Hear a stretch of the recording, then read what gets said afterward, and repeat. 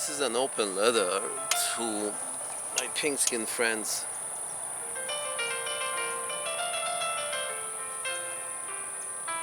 You tell me democracy is a very good idea.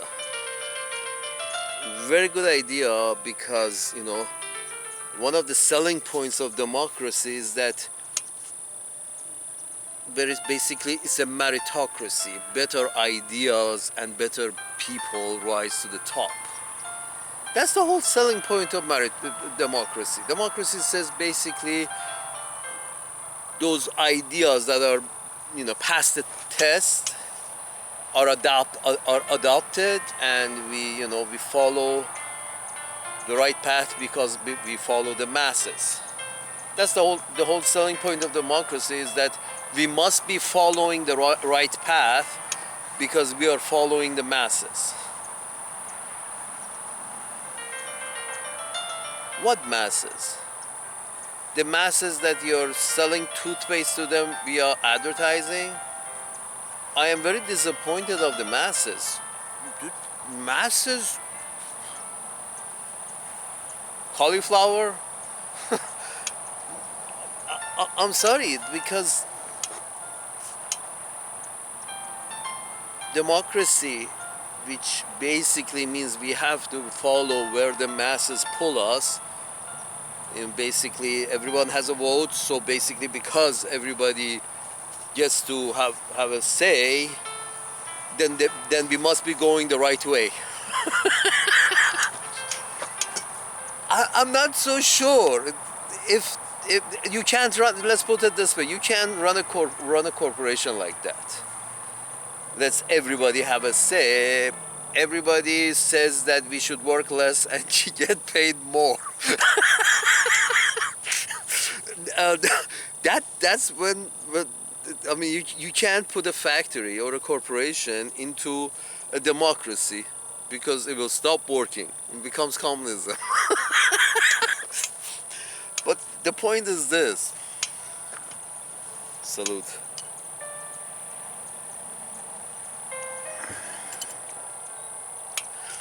The point is this. George W. Bush rises to the top. His father rises to the top. These were, for example, transplants from Maine or Boston or somewhere around there. They were transplants from there to Texas. And suddenly they became more Texan than the Texan. And they become representative of the Texan. People from Maine. So basically that means you can sell anything to the common man. And both, they have two generations of presidents. And it's like, wow. You can sell anything to anyone because apparently everyone you meet is a cauliflower. But here is the thing. So this democracy that the cauliflowers, all the cauliflowers have a say, all the cabbages have a say. It's choosing leaders who we know there are better people available. There are leaders chosen that there are, if you throw a dart in any university, you're bound to hit a head, which has got more information in it than this guy who just became the the leader of the free world. It's sort of like, just throw a dart in any direction in any university, at least, at the graduating class, hopefully up front, not the guys who are screwing in the back, and you're going to hit somebody with more information and therefore more dots to connect in their brain to come up with a better solution. But you don't get that as their leaders in a democracy. You're getting, I don't want to get into details of whose son and whose brother and whose father and whose mother and whose wife, but whose daughter, but You have, I mean, come on, you can throw a dart anywhere. You're probably going to hit a better combination of people than you got recently. You have been getting for the past 100 years. You know, the first one, Nixon, basically accepted certain things that he didn't have to accept apparently, because after that a lot worse things had happened and nobody has said a thing. So Nixon was the fool who did resign. The rest of them just stood their ground and said, "Fuck you. You're as dirty as I am, so I'm staying."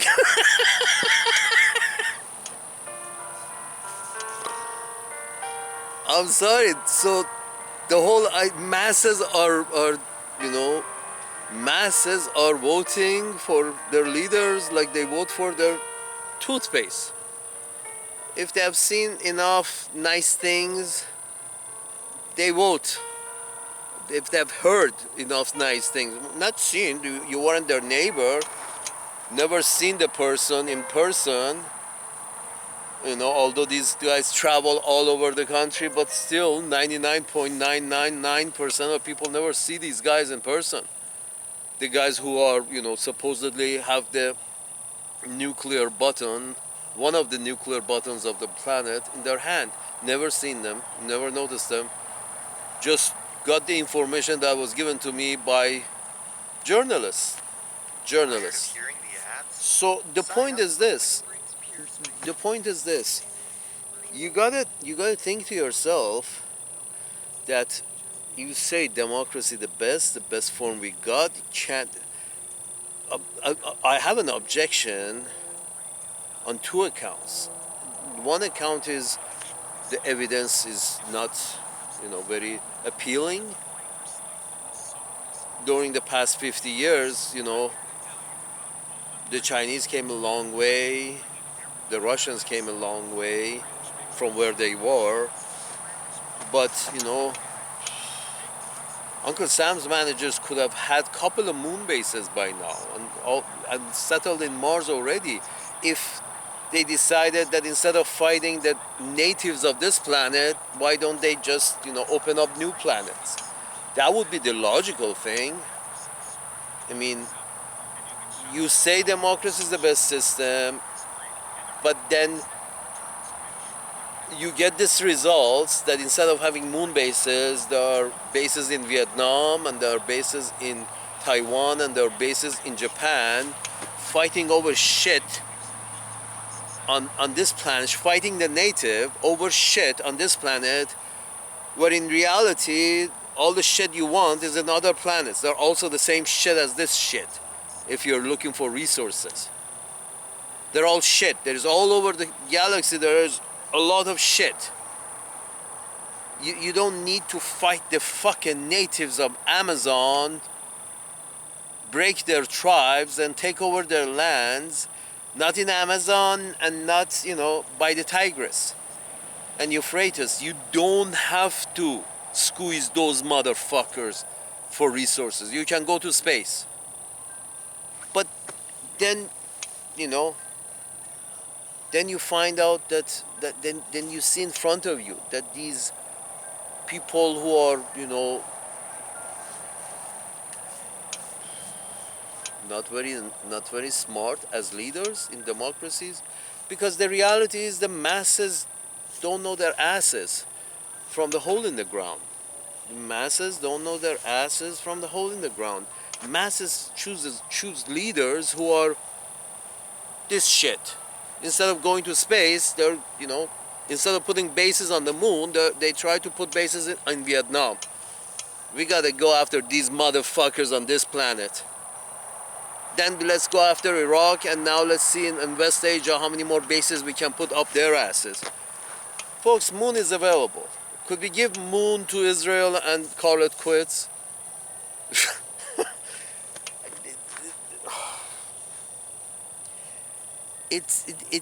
It's colonialism. It's not even about Israel. It's the whole idea of the European and North Americans still believe in, really deeply believe in colonialism.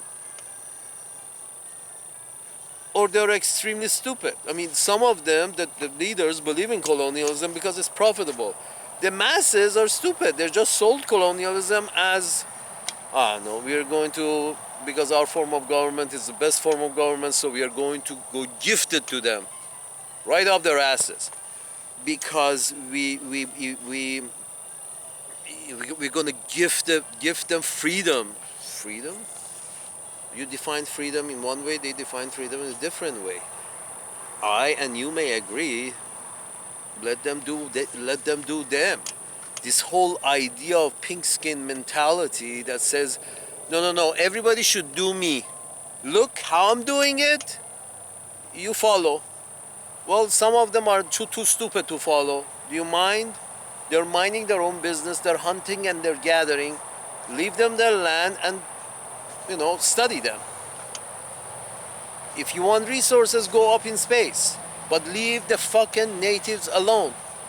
They just can't help themselves. The British, the pink skins, in general, they just can't help themselves. Sort of, no, no, no, we have to go bring them Christianity.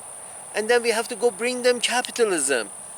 The guy got a fucking, they're hunter-gatherers. They don't need democracy and they don't they don't understand freedom. They're hunter-gatherers in fucking between, Tigris and Euphrates. They're they're just above hunter-gatherer.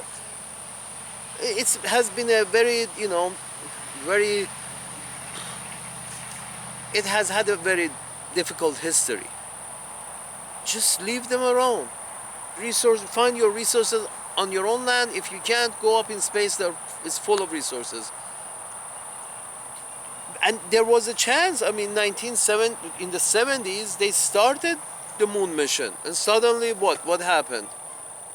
You got a couple of stupid presidents who decided that, why go that all the way over there? We got some bauxite we need is in Vietnam, and some aluminium we need is in Niger, and some uranium we need is in Nigeria. So let's go stick it up their ass. Create some kind of ownership for ourselves over there. That's colonialism. We want to become the managers of over there. They're hunter-gatherers. They're just above hunter-gatherers. They don't need managers. They got a shitty system, but it works for them. It's a shitty system, but it works for them. You can't take your ideals from your time, culture, period. Take your ideas and try to forcefully shove it up their ass. No, you need democracy. You don't understand. It's good for you. You need freedom too. Also, you need McDonald's and Walmart.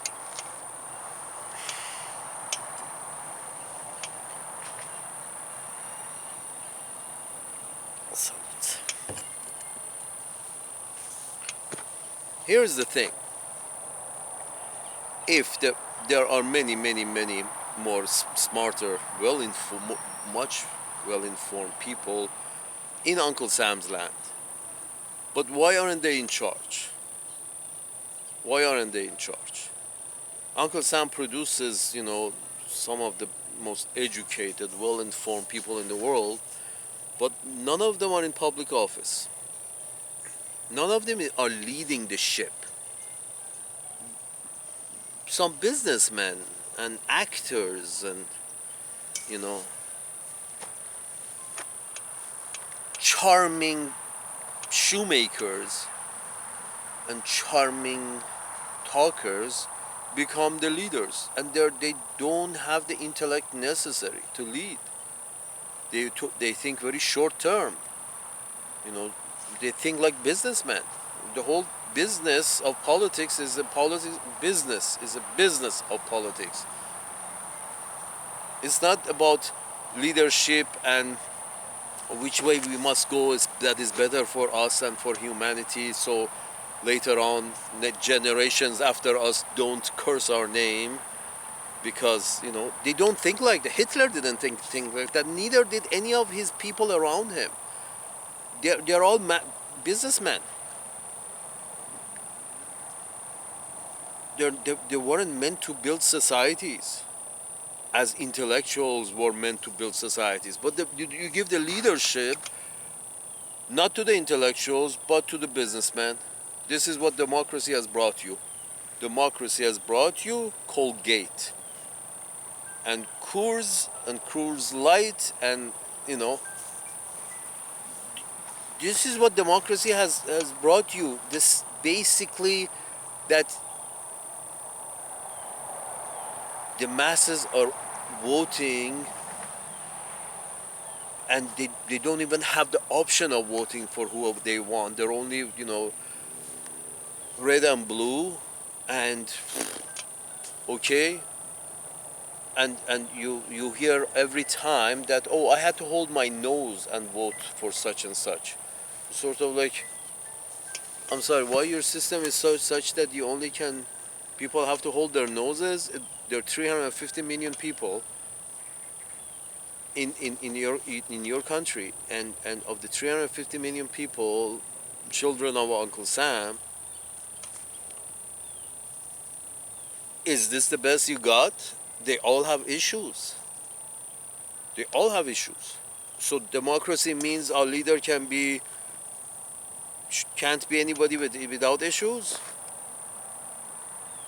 Somebody who, just just pick any fucking professor of I don't know, psychology or sociology, any professor of sociology from any university, put them in the White House, it will do a much better job than any of these folks who have been recently in the White House. Just pick a professor and put them in. At least things are going to be very, logically attended to. Nobody's going to fly off the seat of their pants, and nobody's going to think with their gut or their cock, or think with their cock or their ass or with their gut, think with anywhere else except their brain. Because you don't have the brainiac as the leader. None of these folks are brainiacs. They don't come from, the brain land. They're still referring to a book like the fucking Iranians over there. They're referring to a book from a couple of thousand years ago, and they're holding that as, as the right way to go. Fuck, the book is a couple of thousand years old. You can't use a lawnmower's manual from 30 years ago. The lawnmower 40 years ago, 50 years ago worked very differently from the lawnmower that it works today. They can't even share the manual of a piece of shit that is, has, the technology has improved during 60 years. Now you're trying to run your societies based on a book that was, one of them is 1400 years old, the other one is 2000 years old. Those fucking Hindus, their scripture is like 5000 years old. Let's run our country based on the diagram and, explanations of how to run a society based on a piece of paper that was written 5000 years ago. That's basically what the Hindu Prime Minister is saying now, his ideas. Oh, let's turn the name to the old names, and then also let's follow the scripture. And that's the whole thing behind RSS or something like that. It's basically a militia of Hindus trying to straighten out the country, make it more Hindu.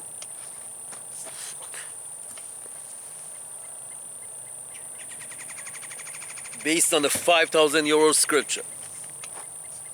Instead of going forward, you're going backwards. Everyone.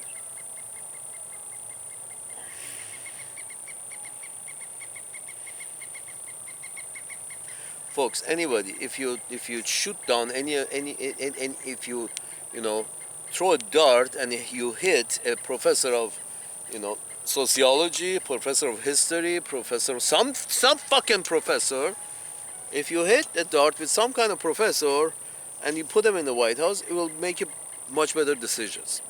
For example, the first decision, it will come down to what's going on in West Asia. As soon as the professor hears that, he probably going to think, oh, let me talk to Mr. Sinek about that. Sinek, there is a guy. I will put his video in the footprint of this video, so you can take a look at it. Simon Sinek. This guy basically has explains the game theory very well. So any professor would know that this, based on the game theory, fighting between Europeans, pink skin Europeans and the brown skin natives, that fighting is an example of game theory that is not going to benefit the pink skins, basically. And apparently there's never meant to be any benefit. It's apparently supposed to be a way of injecting dollars into the world economy through Israel. Here's the thing: why any professor would know that this is not going to go well for the European pink skins in West Asia, in the brown skin West Asia? Based on game theory, you watch the video of Mr. Sinek, is basically saying that you have two kinds of games: infinite game and finite game. And if both players are playing the same game, we have a sort of equilibrium and people don't die. But when people are not playing the same games, one side is playing a finite game and one side is playing an infinite game,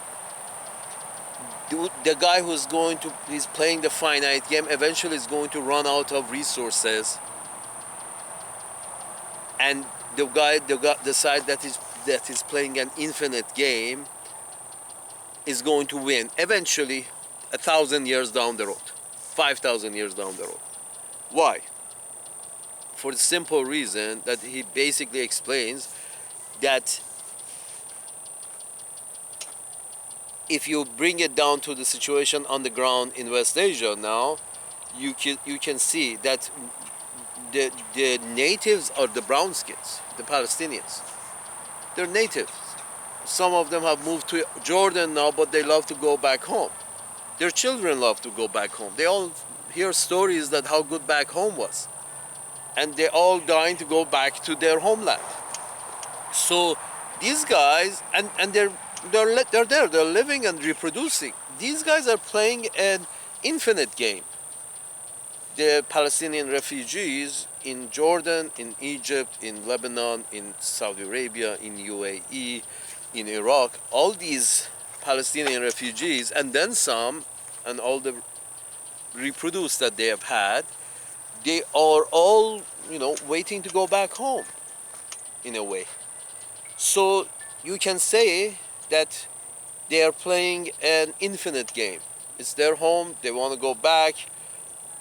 They have books about them, stories about them. All the name of those cities have been mentioned in their stories, in their myths, in their culture, in this and that shit. So it's a very thick, when you say culture is like a very thick syrup. When you're born in it, it's going to be very difficult to rub it off your hand. It's culture, it's a very thick syrup. That's why this multiculturalism is turning into a shit show, because culture is like syrup. It's not, you can't just turn it on and off. First generation immigrants never change. Second generation immigrants still, there's a sticky stuff around. Like, it takes many generations for cultures to change, that thick texture change. So my point is this, that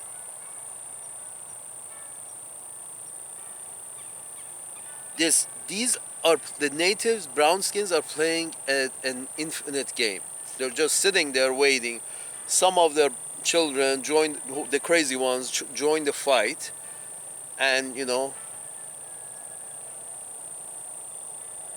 but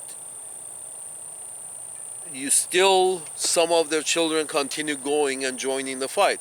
So for them, it's an infinite game. It's gonna go till infinity. They have stories and myths and stories and myths about their grandparents and their great grandparents who had this land over there. They want to go back. Blah blah blah. It may take 1,000 years, but they still have these name of these cities in their culture. Areas, cities, history, religion. It's all part of their culture. So they're playing an infinite game. What is the Israelis are playing? What are the Israelis playing? Unfortunately, it seems Israelis, my Israeli friends. I'm not saying my Jewish friends because I consider myself Jewish. I can be Jewish. I'm not. I don't consider myself Jewish. I sometimes feel Jewish, but and a lot of Jewish people feel like me.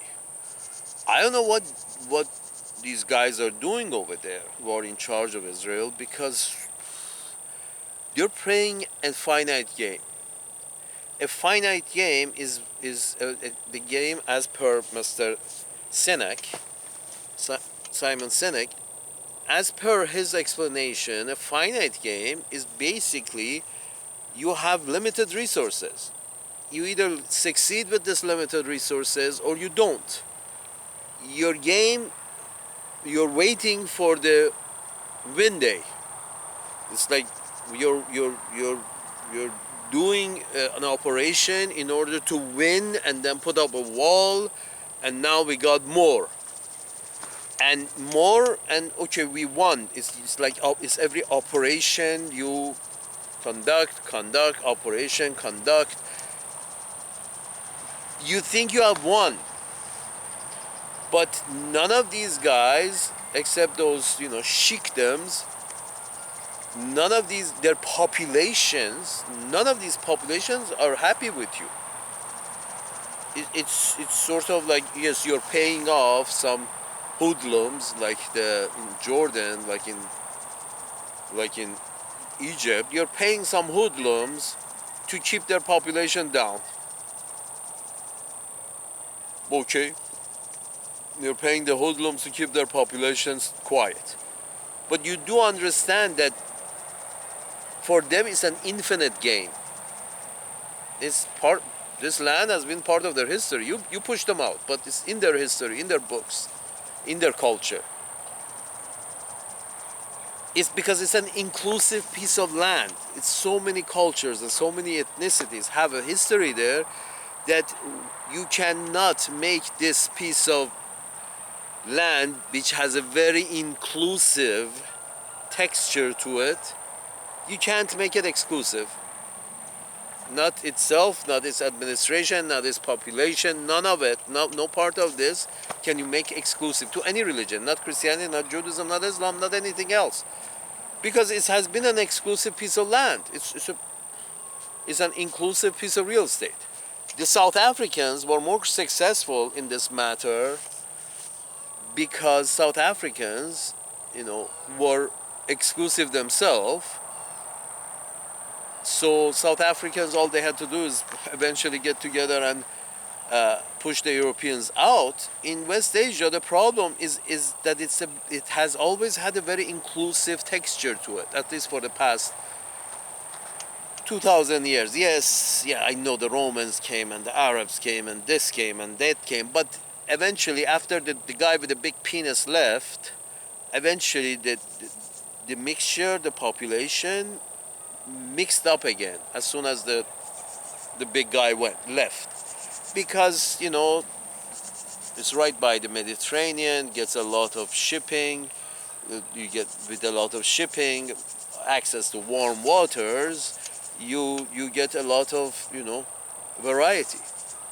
So it has always, it's naturally, Israel or Palestine, that area is naturally supposed to be an inclusive piece of land, inclusive of all. Let capitalism reign.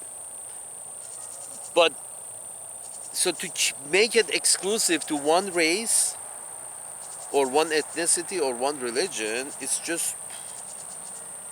a joke. Every if any leader who was, has had some education and has heard some things and read some things would conclude that, yeah, this is supposed to be an inclusive piece of land, so any fighting should stop over there. You sit down with the Israeli leaders and say, okay, enough is enough. You can't have exclusivity here. This is an inclusive piece of land. It has a it has always functioned. Israel, Palestine has always functioned better when it has been an inclusive piece of land, run by a committee, run by a fucking committee. Make it a 12-member committee, six Jewish folks and six Arab Muslim folks from Palestine, or five this, five that, and you have to give a couple to the Christians. So make it a an odd number council, an odd number, but the numbers of from representative from each religion or ethnicity should have, you could have some kind of disagreement over that, which eventually it will figure out at that time. Just do it mathematically, proportionally to the population, and that just increases the population of that area and increases the price of real estate in that area if you make it like that, and everybody will be happy. But I would explain to the leadership of Israel, or not somebody who from a university, if it's in the White House, they would just basically sit the Israeli leadership down and say, this is going nowhere, folks. In reality, yes, we are happy. We are injecting dollars into the world economy through Israel. So you folks get really rich because you're handling this money, this operation of injection of dollars into world economy. You're handling this, so you're getting your commission. Good for you, but this is not good for humanity on Earth. This is just not all the shit that is going on. It's not good for humanity. It's not good for public relations. It's not good for anything. For environment, public relations, psychology, it's not good. So, hey, Israeli folks, you gotta go inclusive. Israeli leadership, you have to go inclusive. Bring the Arabs in. Bring the Arabs in, because we want state, but we want secular state. Just like United States. That's the only way to go. Being secular. And it has shown, the experiment of secularism has shown that it works. Secular state works much better than a religious state. And the professor from the university would have the integrity to say that, yes, just like we want the Iranians to bring about a secular state, we also want the Israelis to bring about a secular state. So we go first. We bring about a secular state in Israel, Palestine, just call it the Holy Land. We bring a secular state forward, and this is an example that we are showing to the Iranians and the Saudi Arabians and all these other, the Islamic Republic of Pakistan. Also, we show them that the right way to go is secular. End of story. Everybody makes more money in a secular state. It has passed the exam. This much we know. We are not so sure about democracy because the results is shitty, but we are sure that secularism is the right answer. This we are sure because it has passed the exam. Secular states have moved forward, not backwards. Right now, the state of Israel is not a secular state. It's a religious state, and it's going backwards. It's calling its opponents animals. That's going backwards. These guys call those guys animals, and those guys call these guys animals. These guys have moved backwards. Why?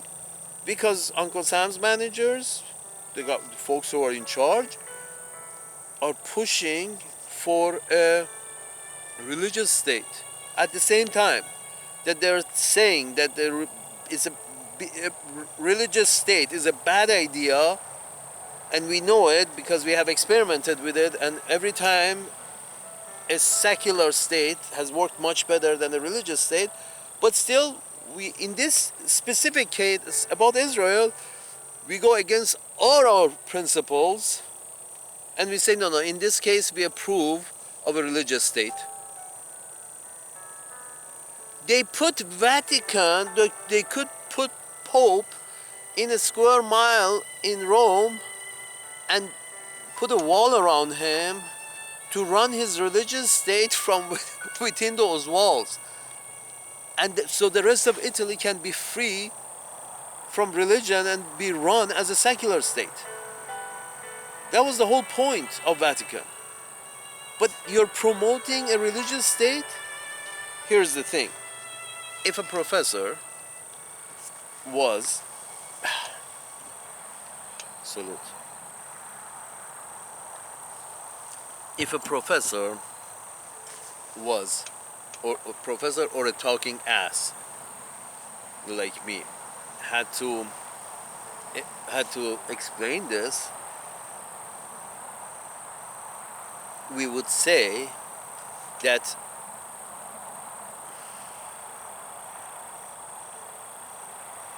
this whole idea of,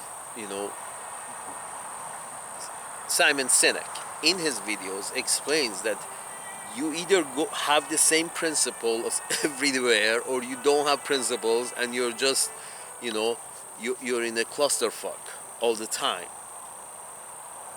The principle is that we don't promote religious states. Here is the, if a talking ass had to explain it, the talking ass would say, what year did Israel was established? I don't know, World War II, a few years after World War II, 1948 or something. Okay. These motherfuckers in the Middle East were moving out of Islam as much as the Europeans were moving out of Christianity, becoming more secular, right? Follow me. The Middle East, as much as the Europeans were coming out of religion and becoming more secular in 20th century,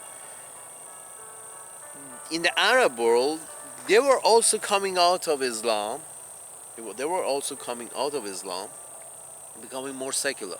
That's why we have pictures of in Afghanistan and in Iran and even in Pakistan. There are pictures that in 1950s, 60s, 50s, 60s. In 1950s, 60s, there are pictures. 70s in Iran, in 70s, even there are pictures of women who are, not so covered up in their religious garb, and, a lot of them in normal skirt and shoes and high heels and all of that. How come this move forward along with the Europeans? The cultural aspect of the Middle East, the Islamic aspect of the Middle East was being discolored, and they were using that thick color of religion. In the Middle East was also going away. There are pictures of, Afghani women in the 1950s and 60s who were wearing, high heels and skirts with no issues, no problem. In Afghanistan, in Iran, in some of the Saudi Arabia, not Saudi, but maybe UAE or something. And they were moving forward. And what happened? That everything started to change in all of these countries in the 1960s and 70s and 80s, and they started becoming more religious. And in 1979, the Iranians, let's go back to Islam, and 1980s the Pakistanis, and 1990s the the Afghans and the Saudis had to deal with their religion in a different way, and very religious. It's just like it went backwards. Why do you think that is? Why all this backwardness started happening a few years, from a few years to a few decades after the establishment of Israel? One can assume there's a possibility that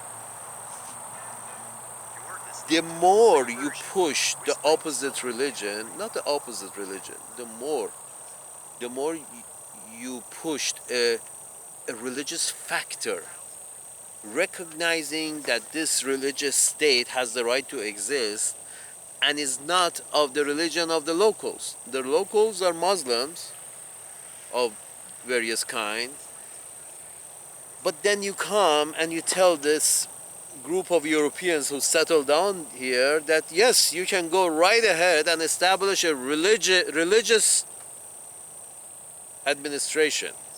You can go. We practice secularism. Europeans practice secularism, but all of us who practice secularism, we say it's okay. We preach that in case of Israel, everybody should be okay with the religious state of Israel, the Jewish state of Israel. That's going against your principles. You either accept secularism is okay, is good, or you don't. If you don't accept secularism as good, then you have to turn religious too. And we know how that worked out. History has shown that the running a country on a religious platform is shit. Any religion, doesn't matter. So this already we know. This already we know. In the history, we experimented with this and we got it. That means then why we are going against when you're going against your principles of pushing for no. In case of Israel, no need for secularism. They should go all in religious. Religion, we accept this a Jewish state only for Jewish people. I'm sorry, you practice secularism, but you preach for religion, a religious state. Accept that, preach that, and help it in a very exaggerated manner. What happened? Isn't secularism good for them? Is only secularism is good for you? I am with the secularists, but that's why I said in that case it also should be a secular government. That's what solves the problem. But you're not saying that. Nobody's saying that. Because what? Maybe not the best and the brightest have ended up in position of power, and this is democracy, and this is the good one, the good system. No, I think a king with very good advisors would do much better job than this masses come and vote for Colgate or Bud Light, and then based on who you vote for, based on this advertisement, we're going to put whoever we want in charge, and whoever we want is just goes against all kind of logic, doesn't understand, and doesn't care that this is an infinite game. The locals are playing an infinite game. We are playing a finite game. So as long as I put money in Israel, it will go forward. As soon as I stop putting money in, it will stop. The moment Israel doesn't get any money, it becomes a secular state. Let's put it this way. The moment Israel knows that it's not getting arms or money, it will become a secular state, and the population will dissolve in each other, and no more issues. And here's the thing, I was explaining to you explaining as a talking ass, I was explaining that why these other countries went from their evolution into secularism, just like Europe, why their evolution was cut short and everybody went back to religion. That's about exactly the same time after the establishment of Israel. So you see, the system always looks for equilibrium. The system is looking for balance. And by injecting a very religious, by adding a very religious weight in West Asia, the weight of a very, you know, of a very one of the three religions that have some kind of history there, you added the weight of to one, so you recognize one of them as the true owners of the deed. What happened is the rest of these countries also became more religious, because you put weight on this side, weight of religion on this side, on the Israeli side. And you, as an not an international community, as a pink skin community who won World War II and had have the biggest penis up to now. These folks recognize that, they gave weight, gave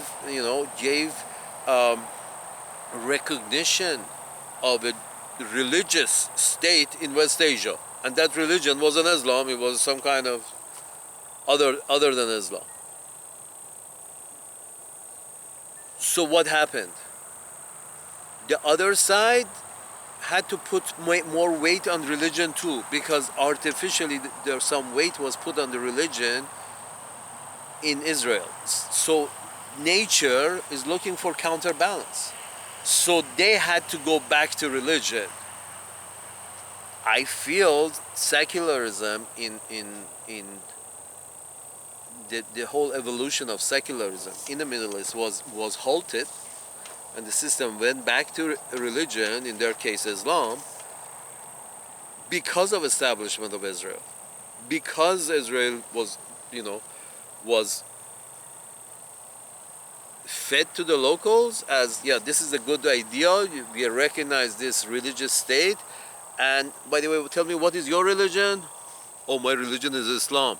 Well, I guess you gotta go make your own religious state too, because you're giving weight to a religious state. When you give weight to the religious state, and then the other side, the natives, look at themselves and see what they have on offer. They have Islam on offer, so they take it up. Because you pushed on the religious state, gave it legitimacy, said, yeah, it's acceptable for a state to become religious, be a religious state in 20th century. In 1948, the whole European Union, the whole of Europe, or those who recognize Israel, and the North Americans have said in 20th century their vote on Israel was that, yes, it's acceptable for us to, start for a state to be religious in 20th century. While the whole world was moving towards secularism, thank God, you put a stop to it. You recognize Israel. My pink-skinned friends in the establishment of North America and Western Europe, as soon as you recognize a religion as the true owners of that land, the counterweight rose up. If there was no Israel, I think the Arabs would have moved into secularism just as fast as the Europeans had moved into secularism. But you halted that. You put a religious state that was not of the religion in front of them and armed them to the teeth. And recognized them. So they had to see what they have on offer from their side. Their religion was Islam. So they started adding more weight to their religion on that side. Therefore, you have those religious skirmishes in Saudi Arabia, those religious skirmishes in Kuwait, religious skirmishes in, other countries in the Middle East, Pakistan, Afghanistan, and then Iran, the 79 revolution. And the true government in Egypt, the true government would be a Muslim Brotherhood. Ring any bell? The true religion. Obama did an experiment that lasted a year. Said, okay, let's see what happens if we get true democracy to Egypt. Let's see what happens. Muslim Brotherhood came into power. Why? Because of Israel. Because when you put weight on religion, in that area, the locals go back to have to counterweight. So they go back to religion. Islamic Republic of Iran, Islamic Republic of Pakistan, Islamic Emirat of Afghanistan, Islamic Brotherhood of Egypt, Islamic ISIS, Islamic this, and Islamic the Hezbollah. They all have very thick slab of religion on top of them. Why? Because their opponents from Europe have got a religious sticker on them. Their opponents from Europe, the Israeli people, the white people, the pink skins from Europe who happen to be Jewish, who have landed on their land and claim ownership, these folks have got a big religious sticker on their chest, so we have to wear our religious sticker too. So they started becoming more and more religious, unfortunately. Because that's the counterweight, that's how nature works.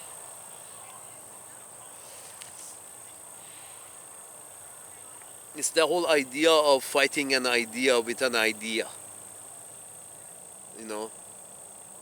They're fighting an idea which is apparently acceptable by the West, collective West, NATO is acceptable, a religious state in 20th century, you establish one and it still continues 75 years later. You establish and you accept and you cherish a religious state, not a secular state, which is you are. That's hypocrisy. That's not going by your principles. The principle is secular state functions better, is more peaceful, period. Secular state functions better and it's more peaceful, much more peaceful. You want peace over there? Make the state secular. The answer is very simple. When you and I can assure you, the moment you force Israel's hand into becoming a secular state, or whoever living in there, Israeli, all of their hand, you twist their hand and say, okay, I give you money if you become a secular state. I invest money if you become a secular state. If you lose the Jewish stickers or the Muslim stickers. I'm sure, I can assure you, within 5 years of Israel becoming a secular state, within 5 years, all these fucking Muslim shit, they all become nationalists. All these Islamists will become nationalists. Why?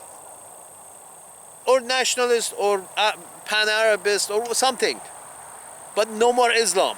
No more, hanging by the religion, this tough, this hard, because at that point they have lost the counterweight. Israel suddenly turns 180 degrees and says, okay, from tomorrow morning we are a secular state. Within 5 years, you will not have any kind of Muslim militia or army or country. They're all going to go back to normal, start evolving into a secular states. Why? Because the counterweight is gone. Folks, these answers are very simple, but the folks, the common man doesn't understand, and the guys in charge don't benefit. So the answer is not executed. And we all pretending that democracy is the best system. The people in charge know it but don't want to execute it. And the people who voted these people in charge They are persuaded by advertisement.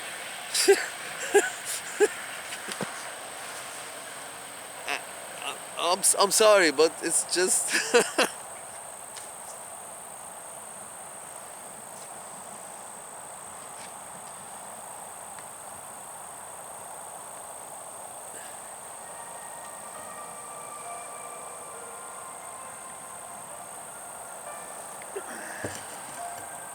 I'm sorry, it's just the answer is quite easy.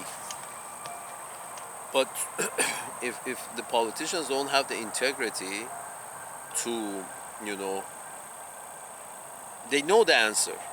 I can assure you. If a talking ass like me knows it, I can assure you those people in charge, or at least their advisors, know the right answer. That how you can bring peace in that land. They all know the right answer.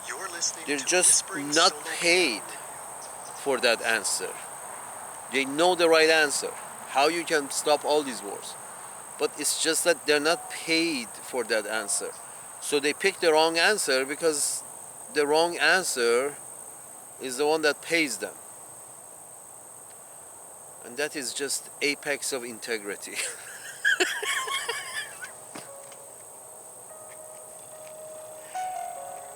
It's the apex of integrity, and this is what your democracy has created. Here's the democracy.